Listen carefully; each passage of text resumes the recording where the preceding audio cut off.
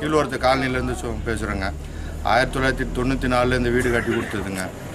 கடந்த 10 வருஷமாக இந்த வீடுகள் பராமரிப்பு இல்லாமல் எல்லாம் உழுவுற நிலையில் இருக்குதுன்னு பல தடவை அரசாங்கத்துக்கு சொல்லியிருக்குதுங்க. எந்த அரசும் நடவடிக்கை எடுக்கலைங்க. இன்றைக்கி காலையில் 11 மணி போல் வீடு இடிஞ்சு விழுந்து இந்த பொண்ணுக்கு அடிபட்டு தலையில் அடிபட்டுருக்குதுங்க.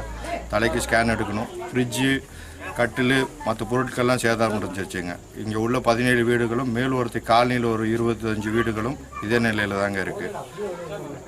அதனால் அரசு தக்க நடவடிக்கை எடுத்து ஏதாச்சும் பண்ணி கொடுக்கணுங்க. ஒருத்தங்க இது மாதிரி நாங்கள் காலையில் 5 மணிக்கே வேலைக்கு போயிடுவோம்.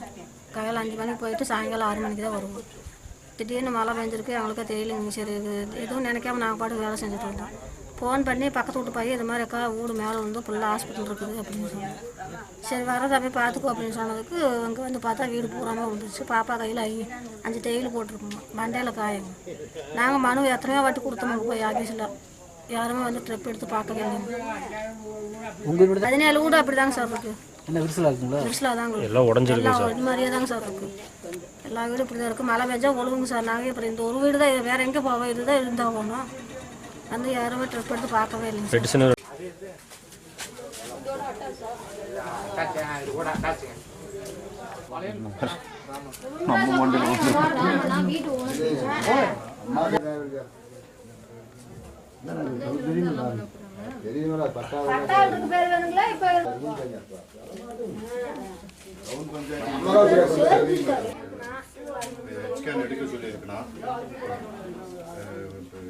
எமர்ஜென்சி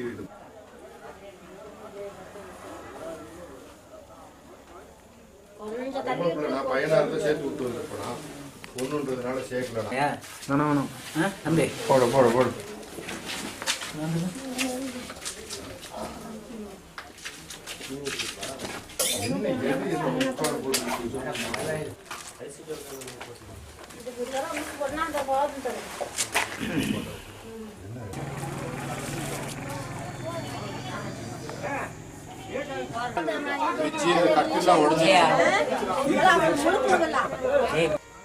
லட்சம் ரூபாய் சேதம்.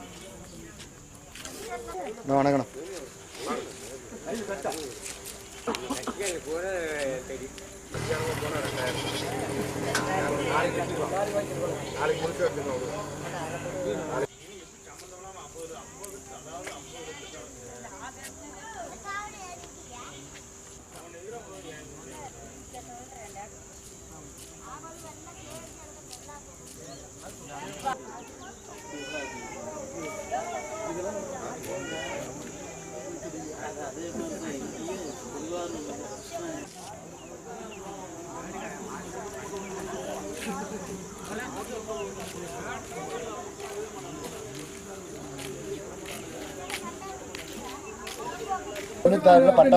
பட்டா பின்னப்பட்ட வாங்குச்சு.